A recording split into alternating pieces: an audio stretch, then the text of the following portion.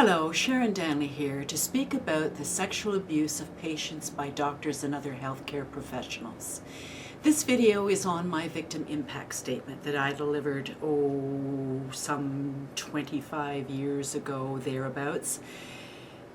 It's about the process at the College of Physicians and Surgeons of Ontario, the brutal process actually, of looking for justice for being abused, sexually abused, by one of their leading doctors. As this was 15 pages long, single-spaced, I'm only going to take out excerpts that will speak to how things have not changed in Ontario in 2015, and hopefully it will help to impact some of the change that so many of us are looking for. 15 or 16 years ago, I took my 2.5-year-old critically ill baby to see his doctor, as he was in severe cardiac distress, and my fear for his life was my driving force. You have heard my evidence that Dr. Hugh Cameron quickly examined him and consistently diminished my concerns. You have also heard that he, then to my horror, sexually assaulted me with my sick child in my arms. It bears repeating. Hugh Cameron threw himself against me and, forcing his lips against mine, thrust his tongue inside my mouth. Eyes fiercely glazed and panting, he vigorously manhandled my torso, particularly my breasts and hips. He put his hand inside my blouse and pawed at my one breast while I was holding my sick baby against the other. Now, imagine or feel the kind of shock and horror Hugh Cameron created in this one devastating act. Can you understand how profoundly traumatizing this was for me and my baby? I thought he was given a license to administer care and protect us. Instead, he betrayed me and my baby, and he betrayed his Hippocratic oath, which also bears stating. I will keep pure and holy both in my life and my art. Into whatever houses I enter, I will enter to help the sick, and I will abstain from all intentional wrongdoing and harm, especially from abusing the bodies of man or woman, bond or free. The results of this act have been far-reaching. Like a pebble in the water, the wave of one dropped stone continues till it hits the shore, in my case, till my death. The CPSO found Hugh Cameron guilty of sexual impropriety. It was a gross crime of sexual aggression and assault. Calling it improper is an insult and diminishes my pain and the seriousness of my sexual violation by Dr. Hugh Cameron. I left Cameron's office traumatized beyond belief, and my son was still in cardiac critical condition. I cried the story to my neighbors and husband when I returned home, but I managed to put my personal trauma behind me, as my son's condition was my overriding concern. I contacted his specialist at Sick Children's and spoke to his secretary and pleaded to have my son seen by the doctor. Result? Total heart repair surgery within 2.5 months of that phone call. How obvious can it be that my suspicions were correct of my son's decline? After all, my children had been Cameron's patients since birth, and he knew the seriousness of their physical challenges. But that day, his doctoring was clouded by his lust for a vulnerable, scared mother, and the college didn't see fit to find him guilty of professional misconduct arising from his medical negligence. If this isn't grossly negligent, then what the hell is? This event resulted in the final note of estrangement between my children's father and myself because he couldn't support me confronting the assault. He was unwilling to understand, and we split up.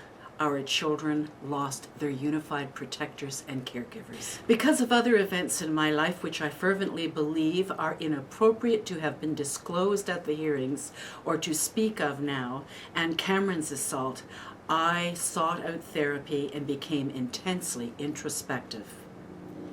And because of some dangerously poor therapy, I was brought back to a vulnerable state, and in March 1990, I was once again sexually violated in a parking lot. My assailant came at me the same way Dr. Cameron did. I went into shock. I was reliving the feeling part of the memory that Cameron had inflicted on me. I was being traumatized and violated in the same way I had been with Cameron. I was scared. When I finally freed myself from my assailant, and with every ounce of courage I could muster, I went to the police to report the attack. Now I realize that may have been a grave mistake. I was told by Wendy Lever of the Sexual Assault Unit to go to the CPSO and complain there, as it would be far harder on the doctor than going through the criminal justice system. When I returned home from the police and that attack, I was met with a cold, recoiled response from my second husband. He too was unwilling and unable to understand this event, and my decision to seek redress from Dr. Cameron resulted in the final nail in the coffin of my second marriage. I couldn't focus in my waking hours. I was haunted in my sleep. It intruded my every breathing thought and moment, and I was alone, scared, and traumatized. I decided, as a result of, once again, poor therapy, that I should seek redress in order to regain my hard-fought-for empowerment and healthy sexuality back again. I was led to believe that this was the way to freedom from the demons of Cameron's attack. So I wrote an honest, naively trusting letter without benefit of legal expertise to the College of Physicians and Surgeons, not realizing that this very letter would be the basis for defense counsel. I made a big mistake in doing this. Had I known then that I would have been put through emotional and physical hell under the guise of administering justice, I would have taken a different route, but I still would have lodged the complaint, as it was, still is, and always will be the truth. Since I wrote my letter of complaint in December 1990, I've suffered incredible losses. Much of what I have is gone forever. Firstly, however, I will address the losses and damages incurred by the process. I've been asked to trust in the college's system of justice, and then to my horror be emotionally gang-raped instead. How a system could do the horrific things to a person that have been witnessed here and still be so firmly entrenched of its public display of abuse is beyond me. I've been asked to lay back and relax while my emotional legs have been spread wide open for the world to examine. My intelligence has been put on the rack and stretched to the point of losing its elasticity. My heart has been bludgeoned with the cross-examination arrows. My spiritual guts have been ruptured beyond repair. We are all witness that the sexual offender Cameron wasn't violated like this, probably because he is male and a doctor, and I am female and an actress and businesswoman. I am the accuser, the complainant. I am the problem. Add to this the inappropriate disclosure of my past psychiatric records and investigation into my sexual history, rather than having witnesses testify in an awkward attempt to prove my credibility when Hugh Cameron is the sexual offender, is something I find astonishingly primitive. I was told that defense's job was to poke holes in testimony. Nobody said anything about gashing me open and then leaving me that way to lick my emotional wounds and fend for myself. I'm sure you remember when Paul Morrison, defense counsel of McCarthy Tetro, tried to intimate that I was willfully necking with my assailant when I was attacked in 1990. You sure must remember the resultant anxiety seizure I had in this very room when the paramedics had to be called in. Strange, isn't it, when this house is full of doctors? Let me make this clear. When a victim isn't validated for her pain, when she is sexually assaulted, it constitutes a further assault. I was silenced by not having benefit of full legal representation. At your insistence, the highly technical boundaries of judicial law rather than moral law, akin to having your mouth taped while you are being gang raped. But hiding behind the law allows everyone to escape moral responsibility, doesn't it? and this is an arena that purports to protect and heal. The committee allowed for me to be cross-examined mercilessly, not only about Cameron's assault, but about intimate personal events not at all relevant to the proceedings. For example, defense counsel, in asking me to disclose my incest perpetrator, was flimsily attempting to suggest I was transferring any anger he assumed I may have had onto the poor doctor. And in graciously and respectfully declining to answer this abusive, intrusive question, I put myself in jeopardy of contempt. My credibility was attacked and my character was slandered. My healthy responses, both emotionally and intellectually, to earlier trauma inflicted upon me were not only questioned, they were smeared. My reactions were labeled disorders when in fact they were appropriate orders of survival. This labeling deflected the focus from Hugh Cameron and re-victimized me. These diagnostic labels were taken out of context and used in an attempt to discredit me and minimize my suffering. The labels histrionic, borderline personality disorder, and multiple personality disorder are generally given to women because, let's face it, ladies and gentlemen, these labels are just another way for some men and institutions to exonerate and justify themselves for disguising the violence they forced women to endure. There was an attempt made for me to feel like I have psychological disabilities, when in fact the shoe is on the other foot. However, if a woman have to be given labels, then I must say I'm very proud to stand alongside the many great sisters of the century who have received the same clumsy branding for their courage and integrity. But tell me, what was all this got to do with the fact that I was sexually assaulted by a member of the medical profession? I don't understand this, nor do most women who have been sexually assaulted. I had originally consented to the opening of my psychiatric records in a belief they would substantiate Cameron's assault on me. You see, I was still under the delusion that recorded information by healthcare professionals could be trusted. However, when the records were produced, I discovered numerous inaccuracies, distortions, and minimizations. Example, Dr. Michael Bogart's notes referred to the assault as Cameron making a pass. He also noted my parents had separated when I was 6, when in fact they were married till my father's death. Of course, my lawyer withdrew my consent to the use of these records, and a very important point here. When I checked these notes for their veracity and reported the gross inaccuracies on several occasions, I was completely ignored. I had originally gone to Michael Bogart looking for a way to deal with other issues in my life. But instead of giving me help in the areas I had requested, Bogart suggested the pain I was feeling was a result of being an incest victim and suggested I take therapy for that instead. I have been left with an enormous distrust of the psychiatric community, and I find they are very dangerous to the psychological and sexual healthiness of women in general. Now, the very tribunal judging this case now absorbed a misrepresented and distorted view of me by checking these records. Cameron, on the other hand, remained free of this intrusion. Example, Winifred Vander Ross Charles' therapeutic notes contained incidental conversations about what clothes I wore to therapy. Such irrelevant information later became the subject of cross-examination by Cameron's solicitor, Paul Morrison. And of course, being edited, they now showed an even more inaccurate slant. Example, Dr. Charles noted at one session I was wearing a black t-shirt with the word maniac stenciled on it, as I'd just come from work.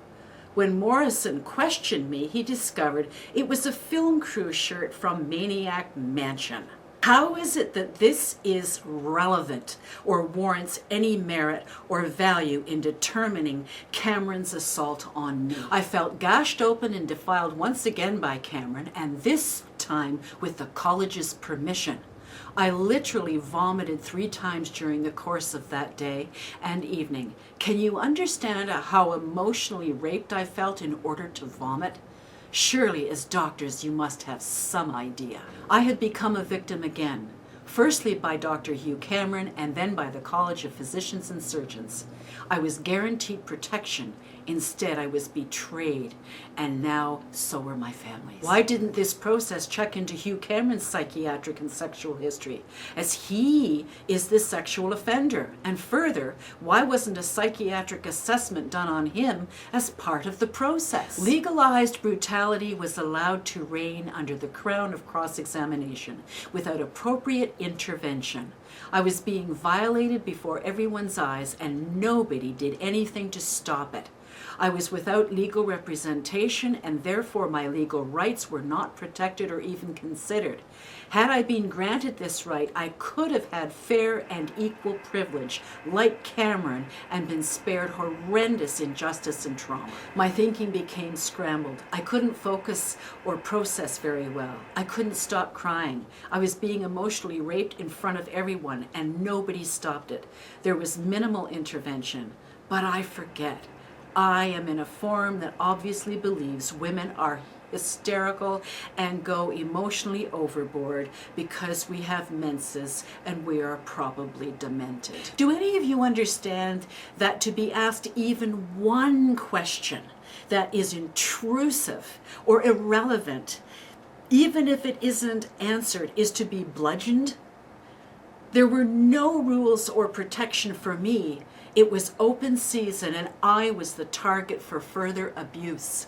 Defense counsel and the committee said to me, "I don't want to ask you this, but I have to."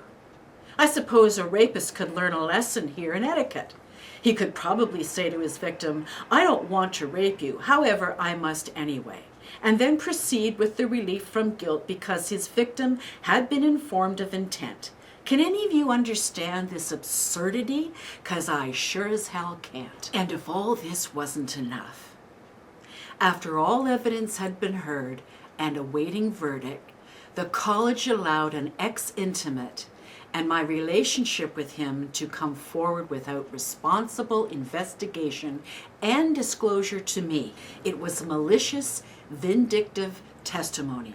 I was notified less than 24 hours beforehand that I had to appear in front of this tribunal to reopen the case. The fact I was so vulnerable after the December portion of the hearing, as you may all remember, made me a perfect target for this sociopath known as Marshall Gould.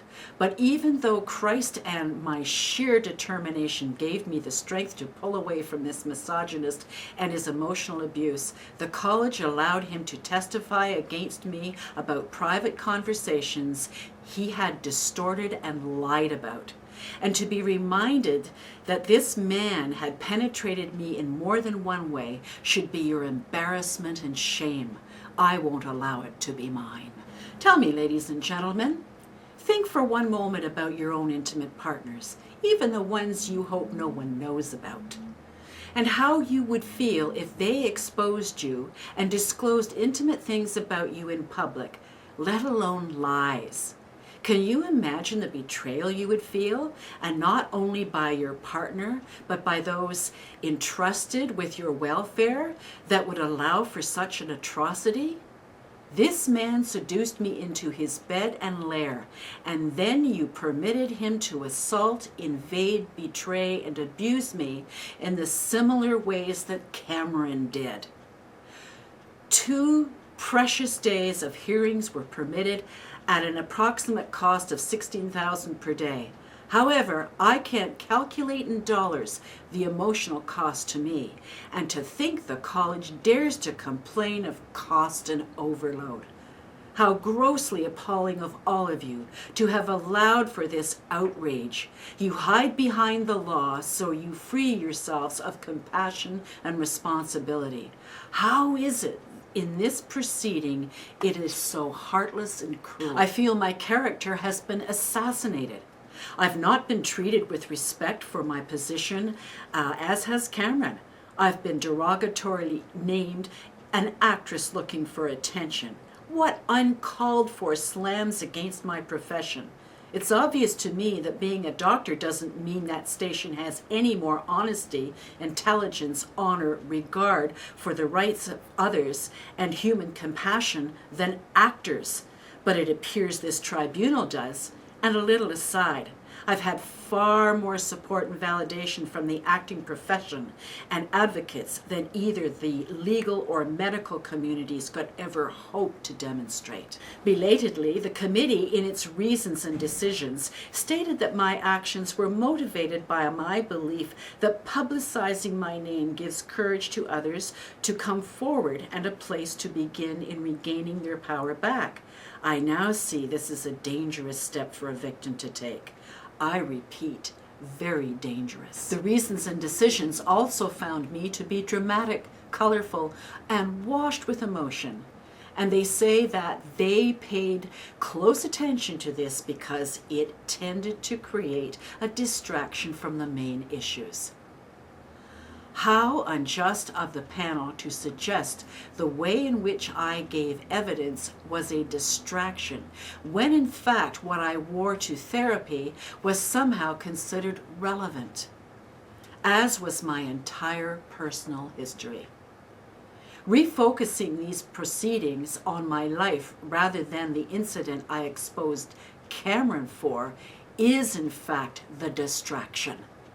Additionally, I seem to have been penalized for reacting to what was a traumatic process with understandable distress. It is blatantly clear that you make stereotypical and sexist assumptions about women and how they should respond during gang rape. This is sad, tragic, and destructive, and unfortunately, women are the ones who are forced to live with this. As a result of going public, other witnesses came forward, but we've only heard from one, Ms. W. Cameron was being prosecuted by the college for a sexual offense. In fact, I was put on trial for accusing Cameron of this assault. Cameron was allowed character witnesses. Why wasn't I?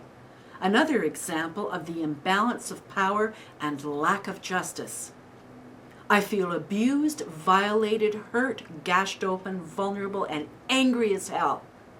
I feel like a Christian in the lion's den, slowly being ripped apart and eaten alive, and I'm not being allowed a slingshot in the name of full legal counsel. I repeat, militant ignorance reigns here, and I am the casualty. I have a right to ask the following questions, as it is critical to my therapy and mental health, and it will save the taxpayers hundreds of thousands of dollars in institutional health care costs. Hugh Cameron. We have heard testimony of how you had the courage to risk your life attempting to save 2 drowning youths one New Year's, for which you deserved and received the Order of Canada. You demonstrated compassion, humanity. Where was your humanity when you woke me up shortly after a complex and traumatic birth due to obstetric negligence and without my husband present for support? You suggested, as a result of severe convulsions, my daughter be institutionalized, as she would probably be a vegetable. When I suggested you let her go if it was that serious, you patronizingly smirked and walked away. Where was your humanity when again, shortly after I gave birth to my son, you woke me up again and greeted me with the, "Well, Mrs. Main, you've done it again. Your son has multiple birth defects," and finally, where was your humanity when, with this same sick baby in my arms, you sexually assaulted me? Mrs. Cameron, how could you sit directly beside me during the entire proceedings in a feeble attempt to intimidate me? You know, the women I keep company with believe real love is something that sees and embraces the truth. It doesn't support a toxic denial system that abuses so many others for their own gains. Paul Morrison. How is it you don't nick yourself shaving when you see your face in the mirror? Or are you so firmly locked into your denials that you can perform the kind of defense tactics you use without regard to how you also abuse? The only difference I now see between street rapists and those who rape in the courtroom is that the latter get handsomely paid for their services. Bob Armstrong. After you promised me in your office on several occasions that I could trust you and the college as you were sympathetic and caring, how could you then blatantly betray me immediately when Gould came to you with lies about me, then waiting till the last possible minute to inform me? Mrs. McFadden, Mr. Meyerhouse, and Mr. Curtis of the panel. How could you have allowed for me to be victimized a second time right before your very eyes and do nothing about it? Especially when you had the power to stop it. How can this college justify East General Hospital allowing a guilty sexual offender such as Hugh Cameron to continue working with the public? It's the panel that decided he is safe to practice. The public and I want answers. This is outrageous. And let me not forget the impossible position the college has put Michelle Mann in by assigning her as my personal support person for one hand and paying her for her services rendered on the other. Of course, she would be loyal to her employer. She even answered for me and suggested to the paramedics attending me for my seizure that I was taking drugs.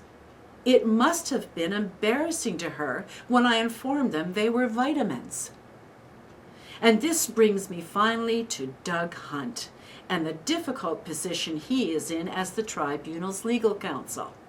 I remember on one particular occasion the committee asking you if it was acceptable to instruct defense to address me as Ms. Danley on a consistent basis. Did I detect a look and body language of confusion, or in fact was it one of many patronizing gestures I witnessed through the hearings? In short, as employers and or representatives, you can't support or represent the interest of an accuser complainant who reports an assault to the college. Stop misrepresenting yourselves to the public. Hear this. You did not represent or support me, and you never will. It's hard for all of you to understand. It's hard for anyone to understand who hasn't been a victim of repeated trauma, that to be taken back in time and forced to relive earlier trauma in a savage way without expert, and I do mean expert, therapeutic counsel available is downright cruel. It was something I had been promised wouldn't happen. I was led to believe this college would be sympathetic and understanding. That promise was callously broken. I've been gorged in the name of the law, and therefore the savageness is justified. I have been hurt right to the innermost caverns of my soul. Do you understand what you or Dr. Cameron have done to me in a more intimate way? Well, let me tell you. Since September of '92, I have developed debilitating anxiety seizures and experienced bouts of uncontrollable crying, as has been witnessed in this very room. I even suffered one while driving my car. I was escorted to hospital, and not being able to trust the confidentiality of recorded information, I felt unable to disclose to the attending nurses my dilemma, and therefore appropriate care wasn't administered. I've had intermittent scrambled thinking, and I can't begin to log the effect on my decision-making process. I spent years coming to terms with my incest and other history, as well as Dr. Cameron's assault on me and surviving these events. Because these intensely personal details of my life have been callously reopened, my acquired peace of mind and reclaimed power have been graphically ripped apart. Because of Cameron's assault on me, it has led me to a hearing controlled by people horrendously uneducated in the nature of sexual assault and re-victimization, and therefore unable to bring justice to victims of sexual assault. Your approach in these proceedings has resulted in greatly contributing to the loss and abandonment of most of my family, and at a time when I needed some support. I turned to my solicitor for peace of mind, only to find that these too had disappeared and were replaced by intrusive, unmentionable thoughts. And my prized sense of humor turned to the macabre. What I find hard to forgive you all for is how my ability to enjoy sexual intimacy has been intruded upon. Tragedy is my loss of tenure, income, and potential gains in my field of business. I haven't been keeping track because I didn't come to this college originally for monetary compensation. It was for the emotional redress. However, it has become blatantly clear that this too was a mistake. Let me count the ways I have suffered in this category.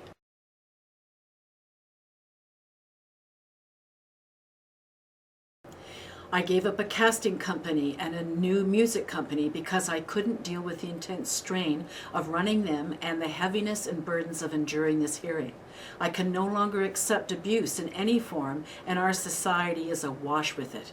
And because I have been enormously damaged, my ability to recover and survive these abuses has been impaired by your actions. Dates being postponed immensely interrupted what work I could take on. I have fallen behind in the development of computer and business skills as a result of not being able to keep abreast of my paperwork for the first time in my history. I've been penalized in countless ways, including a legal action being taken against me. My taxes have fallen way behind. My credit rating has plummeted. For example, the Bank of Montreal MasterCard wouldn't allow me to use my card in an emergency because I was behind in a couple of payments. And even though I made them aware of my position, had always enjoyed an excellent credit rating, and have always paid my debts, the president informed me that he couldn't, rather wouldn't, extend my credit. I'm unable to get adequate housing because I don't have a job, as I've spent all my time defending myself for the last 18 months. I can no longer concentrate on or afford my contributing and RSPs or my continuing education, and I've missed countless opportunities in many areas of my life. I'm a freelance artist and a businesswoman. When I come to the hearings, meet with prosecution or my lawyers, write letters, make phone calls, send faxes, and generally rearrange my life to accommodate this whole system, I lose money. I don't get paid for court time, therapy, seizures, etc. There is also the countless hours of my own healing, therapy, and writing. This again is lost income. My artistry is intruded upon. I don't have the necessary sense of healthiness that allows my creativity to flow, which creates monetary reward for me. I am now forced to exist, not live, but barely exist on social services. But that too has ceased because I received a minimal interim amount from the Criminal Injuries Compensation Board to help me with my debts. Tell me how any of you would like to deal with the humility of this offensive consequence. The tragedy, though, is that Cameron is permitted to continue working and enjoys a full monetary and comfortable lifestyle. As a result of the atrocities inflicted here, I was forced to leave my office, home, sanctuary, and the kind of lifestyle I was accustomed to. How would any of you like to be forced out into the comfort and security of your home? I now have no fixed address. I live out of a suitcase, and my address is wherever my car is parked. Another legacy of this assault and hearing. What is the college and Cameron prepared to do to make immediate amends for this outrage? And by immediate, I mean today. I am homeless. It's cold and it's Christmas is coming. Could this college have a check ready for me today? I thought I'd try. It was about this time last year I was becoming unplugged by the college's process. That Christmas was one I would like to forget because I couldn't even muster enough energy to buy presents for my children. I was in trauma from the escalation of seizures induced by the December portion of the hearings, and an abusive relationship with Gould was in the works. Ironic, isn't it? How Christmas is supposed to be a time and a season of love and goodwill toward personkind. Once again, my children are the secondary victims. Once again, they pay the price for this system's ignorance. Once again, it looks like this Christmas will be painful too.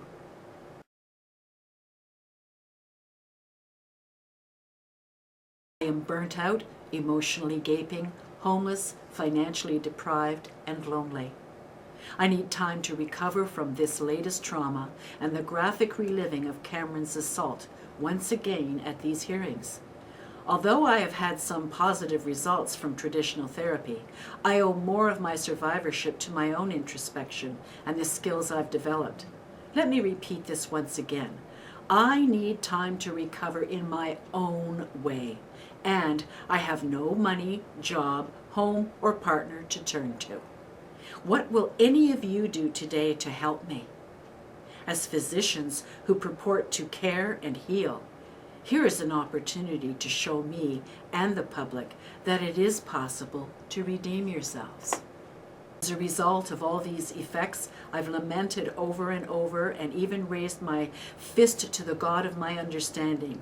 How could you let this happen, I've asked. But it's not God who is to answer for this outrage. It is Dr. Cameron and this College of Physicians and Surgeons. And what of the secondary victims, my children? When Hugh Cameron assaulted me, my daughter's Andrea's grievous concerns had to be put on the back burner. My son's caregiving and nurturing was severely affected at a very crucial time during his illness and development. Let's address the more recent losses. Because of this horrific battle, I suffer anxiety seizures when stress becomes too heightened. Post-traumatic stress disorder. This is what the military suffer after experiences and devastation of effects of wars like Vietnam. And I now have stress-induced fibromyalgia. In lay jargon, it's like being hit with an emotional Mack truck and every fiber in my body is in pain. Like many of the women I advocate for and with and who have had similar experiences, this is the process. Without adequate reason, my medical doctor terminated our relationship at a very crucial time in my personal health care directly after Cameron was found guilty. This is yet another irresponsible act by a doctor of this college. Is anybody keeping track of the losses here? Because I believe I've lost count. To underscore how destructive this process has been and how I've been made so vulnerable and re-victimized so severely, 1 week before I was forced to leave my home and place of healing, I was sexually assaulted by another healthcare professional during a treatment for my fibromyalgia. As I engaged the services of my advocates, as I now always do, his lawyer is threatening legal action against me for defamation of character. Absurd and atrocious, isn't it? I'll bet you find this hard to believe, let alone comprehend. But rest assured, it's the truth and is being totally documented. In fact, I'm still in the shock stage with this one. What does it take to convince all of you of the atrocities you have inflicted on me? I'm frightened and scared to the point that I can trust absolutely nobody. Do you hear me? Not one person. I now generally hide and cloister myself in every way from the world at a time when I've needed help the most. And you allowed for this to happen. Every one of you is responsible. My children can't even attend the hearing now. They have become disillusioned, as have I, with the medical and legal systems. And who can blame us? What are our youth learning about fairness and justice? And as a result, I wonder as well about these systems. It disturbs and enrages me greatly. All this because I dared to seek redress in an honest way for violations done to me and my son. Would anyone in this room who has witnessed these proceedings now advise their daughter, wife, mother, or friend to bring similar charges should the need arise in the future? I think not. I now earnestly believe other routes must be explored. As the Church itself has only recently discovered, as witnessed in the outstanding film The Boys of St. Vincent, you can only hide behind the cloak of respectability for so long. And I now believe inevitably the college will have to see the light of day as well. And I, for one, look forward to that day because I fervently believe this college isn't capable or qualified to deal with the effects of sexual abuse, re-victimization, and incest survivorship. Ladies and gentlemen, Hugh Cameron and you have put me through hell and hurt me almost beyond repair. The very least you can do is 1. Publicly apologize for grossly intruding into and defiling my past and that of my family. 2. Strike the requested irrelevant information from the transcripts, as this is a total violation of human rights to myself and privacy rights of my family. 3. Indicate to Cameron and other violating doctors your intolerance for sexual crimes, as the task force most vehemently recommends, the Ministry of Health stands behind, and this college professes to adopt, by a just sentence. Revoke Hugh Cameron's license to practice medicine. His license has been giving him the latitude to victimize and assault women. Don't let it happen to another one. Keep my sisters safe from this man. And 4. Immediately monetarily compensate me for the injustices and violations done to me by both Hugh Cameron and the College of Physicians and Surgeons, who is responsible for his licensing. Hear me, for God's sake.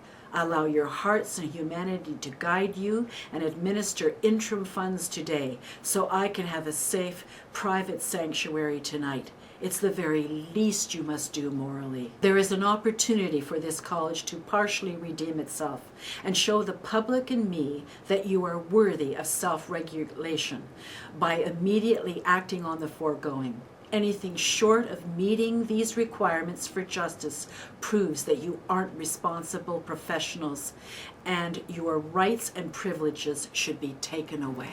I would also think this college should support Cameron breaking out of his denial that he sexually violates and abuses women and help him in recovering and making amends to those he has violated. And let us not forget, it is not only my privilege, but my right not to be sexually violated. And it is only Hugh Cameron's privilege, not his right to practice medicine. I hope I have impacted you with an overview of the pain, suffering, losses, violation, and soul damage I am enduring, not only now, but for a long time to come. And as with all trauma, Hugh Cameron's assault, the graphic reliving of it in these proceedings, and this hearing's destructive process, they will follow me to my death. I can only pray that in time I and the God of my understanding will have the strength to forgive you. Let me close with this one positive thought. I may have lost everything and far more than I've spoken of here today. But in looking at the benefits I derived, I uncovered an incredible well of strength and determination, tenacity and spirit, such as I've never experienced before. And rest assured, I will forge it with the other women you have abused here. And unless you immediately and drastically change this process and your attitudes and become responsible, compassionate healers, collectively we will continue to use these tools in dismantling this destructive system, even if it's only one little brick at a time. In short, get used to our faces, because we aren't going away.